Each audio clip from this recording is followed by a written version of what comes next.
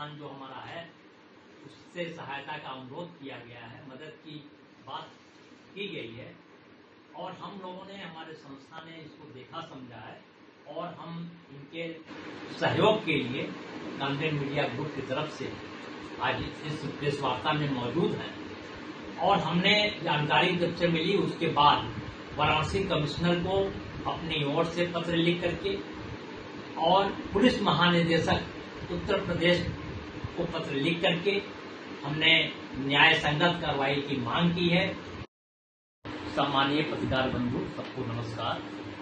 आज वेजेंटम securities private limited company और Gandhi media group की तरफ से हम दो प्रतिनिधि यहाँ परेड कोठी कैंट स्थित टूरिस्ट बंगलों में प्रेस वार्ता में बैठे हुए हैं और इसके माध्यम से हम वित्तीय कंपनी हित, शेयर क्रेता हित, जनहित और सद्भाव भाईचारा को बनाए रखने के लिए, सर्वहित रक्षा की दृष्टि से आप मीडिया बंधुओं के माध्यम से जन जन तक पहुंचाने के लिए अपने मैसेज करिएगा। मैं दिलीप खमारू हूँ और मैं एक साधारण कर्मचारी हूँ। और रही बात आगे की, वेजेंटम सिक्योरिटीज से मेरा कोई लेना देना नहीं है, न आज तक था, न पहले था, न आज तक है। वेजेंटम सिक्योरिटीज का जो एमडी है वो मेरा लड़का देवाशीष है। एक पिता होने के नाते इनके कुछ पार्टियां जो है, जैसे नीलोफर साहू, अविनाश जैन और कुछ सहयोग मिलके उसमें मुझे भी इन्वॉल्व कर दिया, जिससे मुझे कोई लेना देना नहीं है। अब उसके बाद मेरा केस हाई कोर्ट से मुझे जमानत मिली। जमानत मिलने के बाद मैं अपने लड़के से मिलने गया कि बेटा ये क्या है। तब उसने ये बताया, पापा नीलोफर साहू और अविनाश जैन जो है वो बहुत पहले से मेरा क्लाइंट है और चूँकि मेरा कम उम्र है और इन लोगों ने देखा कि मेरा बहुत आज से पुराना कंपनी है, 7-8 साल पुराना कंपनी है। जब मैं बढ़ फूल रहा हूँ तो इन लोग में आंखों में देखा नहीं गया, तो इन लोगों ने मुझे कहा कि आप हमारे यहाँ एक ब्रांच ऑफिस खोलिए तो हम लोग साथ में मिलकर काम करेंगे। तो जैसे मेरा लड़का राजी भी हो गया, तो लड़का इंदौर गया था, वहाँ पूरा मुआयना किया। करने के बाद वहाँ के कुछ लोकल आदमियों से मिला और कहा कि ये आदमी फ्रॉड आदमी है, ये वोडाफोन में किसी अच्छे पदाधिकारी में काम करते हैं और वहाँ से ये निकाले गए हैं। जब वो निकाले गए तब इसने ये फोकस किया कि ये हमारे लड़के की कंपनी को हथियाने के तौर पे थे। तो लड़के को कुछ दिमाग में आया तो उसका दिमाग खटका, तो उन्होंने वहाँ से तुरंत निकल गया, बोले कि हम ऑफिस जाके हम आपसे बात करेंगे। ऑफिस आया तो उसने सीधे नकार दिया कि मैं आपके साथ कोई काम करना नहीं चाहता। जिस खुन्नस के कारण इस मेरे लड़के को बुरी तरीके से जाल में जानकारी है। तब मेरे बंधु जो है राजेश आज़ाद जी हैं, सारी तरह रास्ता मेरा जब बंद हो गया, मुझे उतना पहुंच नहीं था। इस मामले में कोई पुरानी रंजिश वगैरह? नहीं, पुरानी कोई रंजिश, हमको ये सब बारे में कोई नॉलेज नहीं है। तो जितना मुझे लड़के ने बताया, तो जब मेरे पास कोई आउटसोर्स नहीं था, मुझे पास कोई जानकारी नहीं था कि मैं किसके पास जाऊं, किसके दरवाज़ा खटखटाऊं, तो ये बहुत पुराने मेरे मित्र है, करीबन 10-12 साल से पुराने हैं। तो मैंने इनके साथ सहयोग के लिए कहा, तो पहले इन्होंने भी इनकार किया, तो फिर बोला कि आप तो जनहित के लिए काम करते, तो मेरा भी ये सहयोग करिए, आपका मेरे साथ इतना पुराना संबंध है।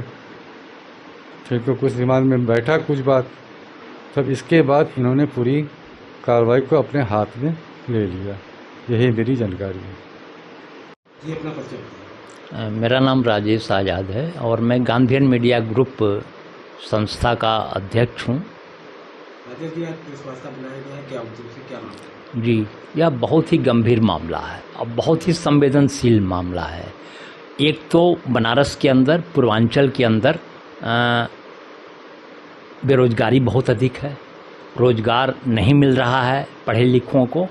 ऐसे में बनारस में वेजेंटम कंपनी नाम की एक संस्था काम कर रही है, जिसके डायरेक्टर देवाशीष खमारू हैं, और इन्होंने बनारस में अपने ऑफिस के अपने इस कंपनी में 50 से अधिक संख्या के पढ़े लिखे बेरोजगार भाइयों को, नवयुवकों को, नवयुवतियों को इन्होंने नौकरी दे रखा है। रोजी रोटी उनकी चल रही है। और ये 7-8 साल के अंदर ही, चूँकि इनकी जो संस्था है वो विधिवत रजिस्टर्ड संस्था है और मानक और नियामक के अनुरूप इनकी संस्था काम करती है, जिसकी वजह से इसकी प्रतिष्ठा है, इसकी साख मजबूत है, और जिसको देख करके पूंजी लोगों ने निवेश किया है और लाभ कमाया है। इस दौरान जो हमें जानकारी मिली है और इस कंपनी के प्रसारी चीज़ों को मदद मांगी गई सहयोग की, वो भी न्यायोचित तरीके से, तो उसमें हमने ये समझने और पाने के बाद यह देखा है कि इंदौर में एक नीलोफर साहू करके महिला, जिनके अंतरंग मित्र हैं अविनाश जैन जी, ये दोनों वोडाफोन जैसे बहुत बड़े कंपनी में वाइस प्रेसिडेंट वगैरह पद पर साथ साथ काम कर चुके हैं। घपलेबाजी की, वहाँ गड़बड़ियाँ की, वित्तीय दिक्कतें पैदा की कंपनी के लिए, तो कंपनी ने इन लोगों को प्रेशर क्रिएट करके इनसे रिजाइन लिखवाया और ये लोग फिर वहाँ से खाली हो गए। खाली होने के बाद चूँकि इनके और भी कई अवैध आय के माध्यम हैं ऐसा लगता है, तो इन्होंने प्रतिष्ठित और अच्छी साख वाले बनारस की इस कंपनी से संपर्क साधा, वेजेंटन कंपनी से और इसके डायरेक्टर से, और साधा। उसके बाद यहाँ पर पूंजी निवेश किया और लाभ कमाया। उस दौरान लॉकडाउन का पीरियड था। लॉकडाउन के पीरियड में भी इस वेजेंटन कंपनी ने और इसके डायरेक्टर ने, इसके कर्मचारियों ने आपस में एक अच्छे ढंग से सामंजस्य बना करके शेयरकर्ताओं के प्रति उदारता बरती और यथासंभव शेड्यूल के मुताबिक इस कंपनी ने लोगों का लाभ उन तक पहुंचाने का काम किया। अब इस बीच में नीलोफर साहू और इन्होंने देखा कि कंपनी बहुत बड़ी हो रही है और नाम है, तो इसको कैसे कैप्चर करें। लालची और गलत इरादों को लेकर के इन लोगों ने डायरेक्टर को कहा कि हम इंदौर में इस कंपनी की एक फ्रेंचाइजी खोलना चाहते हैं। तो इन्हें भी लगा डायरेक्टर को कि अच्छी बात है, बड़ी कंपनी है, विस्तार होगा और बेरोजगार भाई हमारे नवयुवक नवयुवतियाँ उसमें नौकरी पाएंगी, अच्छी बात है। तो इन्होंने हाँ कही।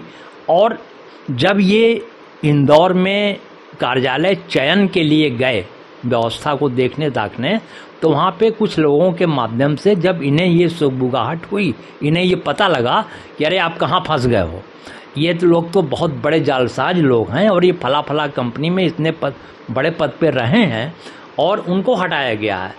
तो ये गंभीर हुए और वहाँ और कुछ आगे न बढ़ करके नीलोफर और अनुज वगैरह इनके सहयोगियों से कहा कि मैं वापस जा कर के अपनी बात बताऊंगा, और ये बैग आ गए अपने बनारस। यहाँ कार्यालय में उन्होंने अपने जो प्रबंध समिति से जुड़े लोग हैं उनकी मीटिंग करी और उस मीटिंग में बातों को रखा। तो उसमें ये हुआ कि नहीं ये इससे तो बहुत बड़ा कंपनी का अहित हो सकता है, हम सारे कर्मचारियों का नुकसान हो सकता है। तो उन्होंने उस प्रस्ताव को फ्रेंचाइजी खोलने वाले को निरस्त कर दिया, मना कर दिया। अब इससे नीलोफर और अविनाश बुरी तरह बौखला गए और उन्होंने गलत हथकंडे अपना करके झूठ, अनर्गल, बेबुनियाद, कूट रचित तरीके से झूठे मुकदमों में यहाँ के डायरेक्टर को फंसाया, कुछ सहकर्मचारियों को भी फंसाने का काम किया है। और इससे सबसे ज़्यादा नुकसान इस कंपनी में जो शेयर करता रहे हैं, जिन्होंने अपना पूंजी निवेश किया है, चूँकि अभी कंपनी बंद हो गई है, डायरेक्टर अंदर हैं, तो जब तक वो नहीं आएंगे, हालांकि कानूनी प्रक्रिया के तहत वो आएंगे ही, और जब तक नहीं आ रहे हैं बड़ा कंपनी का घाटा हो रहा है। और ये स्वाभाविक है कि कंपनी का घाटा होता है तो उसमें निवेश करने वालों को भी नुकसान उठाना पड़ता है।